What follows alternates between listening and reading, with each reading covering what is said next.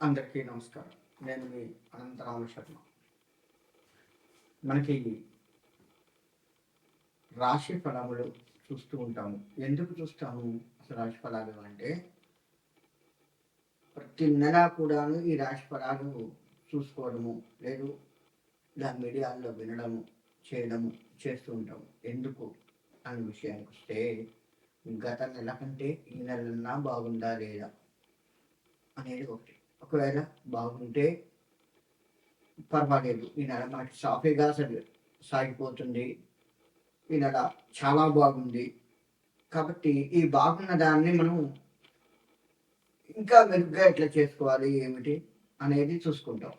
మరి ఒకవేళ బాగా లేదు ఈ నెల అనుకున్నటువంటి రాశిలో ఏమైనా ఉంటే, ఆ రాశి వారు ఎక్కడ బాగలేదు, ఎందుకు బాగలేదు, మనలో ఎక్కడ తేడా వస్తుంది, మొత్తం కూడా చెప్తూ ఉంటాం మేము. దేనివల్ల ఈ సంవత్సరం ఎక్కడ బాగుండట్లేదు, ఏం చేయడం వల్ల బాగుండట్లేదు అనేది కూడా కొన్ని చెప్పాల్సి వస్తుంటుంది. కాబట్టి అటువంటివి మనం తగ్గించుకుంటూ, అటువంటి వాటి విషయాల జోలికి పోకుండా, ఉదాహరణకి కోపం ఎక్కువ అని వచ్చింది అనుకోండి, ఈ నెల మొత్తం మనం కోపాన్ని తగ్గించుకుంటూ ఏం చేస్తే బాగుంటుంది ఇంకా అనేది ఆలోచిస్తూ మనం ముందుకు పోతూ ఈ నెల కూడా మనకు అనుకూలంగా మారేటట్టుగా చేసుకోవచ్చు. అంటే జాగ్రత్త పడటం కోసము ఈ నెల మనం కొంత జాగ్రత్త పడుతూ, తర్వాత బాగున్నది అనుకోండి దాన్ని ఇంకా మెరుగ్గా ఎట్లా చేయాలి అనేది చూసుకుంటూ, లేదు దాన్నే సరళంగా ఆ విధంగా అయినా సరే ఈ నెల గడిచిపోతే సరిపోతుంది అనుకున్నట్లుగా అయినా ఆలోచిస్తూ మనం ఈ రాశి ఫలాలు తెలుసుకుంటూ ఉంటాము. కాబట్టి రాశి ఫలాలు అందుకు తెలుసుకోవాలి, కానీ ఏదో చేయొచ్చు, దీనివల్ల ఇంకేదో అవుతుంది మనకు ఒక్కసారి ఇది పడదు. మనం కష్టపడ్డ దాన్ని బట్టే మన యొక్క ముందుకు వెళ్ళటం ఉంటుంది. దానికి కాస్త గ్రహాలు కూడా అనుకూలిస్తూ ఉండాలి. ఆ గ్రహాల అనుకూలత ఉందా లేదా తెలుసుకుంటూ, ఒకవేళ లేకపోతే ఏం చేస్తే గ్రహాల అనుకూలత ఉంటుంది అనేది చూసుకుంటూ, మనం దానికి పరిహారాలు, దోష నివృత్తి చేసుకుంటూ, లేదు రెమెడీస్ ఏదైనా చేసుకుంటూ, మనం ఆ గ్రహాన్ని శాంతింప చేసుకొని మనకు అనుకూలంగా ఉంచుకొని ధర్మబద్ధంగా నడుస్తూ, మన రాజకీయం కానీ, ఉద్యోగ వ్యాపారస్తులు కానీ, ఏదైనా సరే చేతి వృత్తులు కానీ, ఇలా అన్ని రంగాల వారు కూడాను దానికి అనుకూలంగా వెళ్తూ మన జీవన ప్రయాణాన్ని కొనసాగించుకోవడం కోసం మాత్రమే ఈ రాశి ఫలాలు చూస్తూ ఉంటాము. కాబట్టి ఇక ముందుగా మనము ఒక్కొక్క రాశి గురించి తెలుసుకుంటూ ముందుకు వెళ్ళే ప్రయత్నం చేద్దాం. కన్యా రాశి. ఈ రాశి వారికి 12వ ఇంట గ్రహ సంచారము జరుగుట వలన అన్ని ఇబ్బందులే. ఆర్థికంగా ఇబ్బంది పడుతూ ఉంటారు, ప్రోత్సాహం ఉండదు, బంధుమిత్రులతో విరోధాలు కలుగుతూ ఉంటాయి, శత్రు భయం కలుగుతూ ఉంటుంది. ఇక వీరికి ఏది చేసినా కొంత ఇబ్బంది పడుతూ చేయవలసి వస్తుంది. ఉద్యోగము, వ్యాపారము, వివాహాలు, ఇట్లా ఏ పని చేసినా ఆటంకాలు ఉంటూ ఉంటాయి. ప్రతిదీ కూడాను ఇబ్బందికరంగా జరుగుతూ ఉంటుంది. అనారోగ్య సమస్యలు కొంత తలెత్తే ప్రమాదం ఉన్నది, జాగ్రత్త వహించండి. అన్ని వ్యతిరేక ఫలితాలు ఈ రాశి వారికి ఈ నెలలో ఎక్కువగా వస్తూ ఉంటాయి. మరి వాటిని తప్పించుకోవడం ఎట్లా? సూర్యుడికి నమస్కారం చేస్తూ ఉండండి. అనారోగ్యంగా ఉన్నటువంటి వారు కాస్త బయటపడే ఆస్కారం ఉంటుంది సూర్య నమస్కారాల వల్ల. అంతేకాకుండా ఈ రాశి వారు కుజుడికి సంబంధించినటువంటి రెమెడీస్ చేసుకుంటూ ఉండండి, కుజుడికి సంబంధించిన పరిహారాలు చేసుకుంటూ ఉండండి. అంతేకాకుండా మంగళవారం ఉపవాసాలు ఉండండి. అలా ఉన్నట్లయితే కాస్త ఇబ్బంది తగ్గే అవకాశం ఉంటూ ఉంది. వీలుంటే సుబ్రహ్మణ్యుడు స్వామి వారికి ప్రదక్షిణ నమస్కారాలు చేస్తూ ఉండండి, ఇంకా బాగుంటుంది. ఇక వీరికి ఈ రాశి వారికి సూతకములు అంటే మైల అని అంటూ ఉంటారు, అటువంటివి ఎక్కువగా వస్తూ ఉంటాయి ఈ నెలలో. అటువంటివి వస్తూ ఉంటుంది, జాగ్రత్త వహించండి. అంటే అమ్మ తరఫు వాళ్ళ నుంచి బాగా వస్తూ ఉంటుంది, ఇబ్బందికరంగా ఉంటుంది. కాబట్టి ఆ విషయంలో జాగ్రత్త వహించండి. ఇక ఈ రాశి వారు ప్రథమార్థం అంటే మొదటి 10 రోజులు బాగుంటుంది. ఈ రాశి వారికి కాస్త ప్లస్ పాయింట్ ఏందయ్యా అంటే మొదటి 10 రోజులు బాగుంటుంది. మొదటి వారము లేదా మొదటి 10 రోజులు బాగుంటుంది.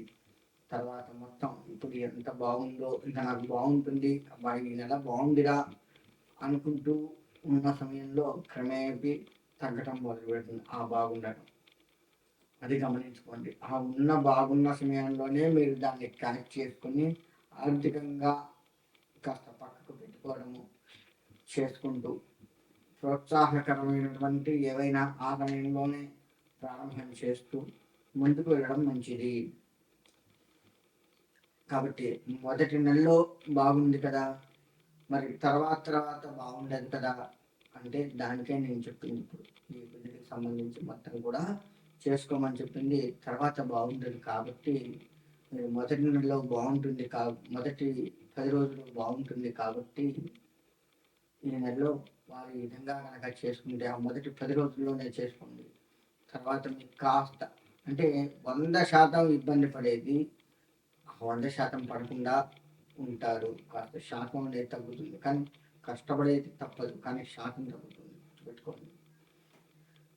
విరోధాలకు దూరంగా ఉండండి. ప్రతి దాంట్లో కూడా మీరు విరోధానికి తొందరపడి ప్రతి దాంట్లో ఫైటింగ్కి వెళ్తూ ఉంటారు. అది కాస్త దూకుడు స్వభావాన్ని తగ్గించుకుంటూ ప్రతి దాంట్లో ఏం పెట్టకుండా దూరంగా ఉండండి. అలా ఉన్నట్లయితే మీకు కాస్త బాగుంటుంది. ఉద్రేకం ఎక్కువగా వస్తూ ఉంటుంది, ఉద్రేకాన్ని తగ్గించుకోండి. ఆరోగ్యం బాగుండదు. ఆరోగ్యానికి సంబంధించి సూర్యుడికి నమస్కారం చేసుకుంటూ ఉండండి. చదువు అందంగా మాత్రమే ఉంటుంది కాబట్టి గట్టిగా చదువుకోండి.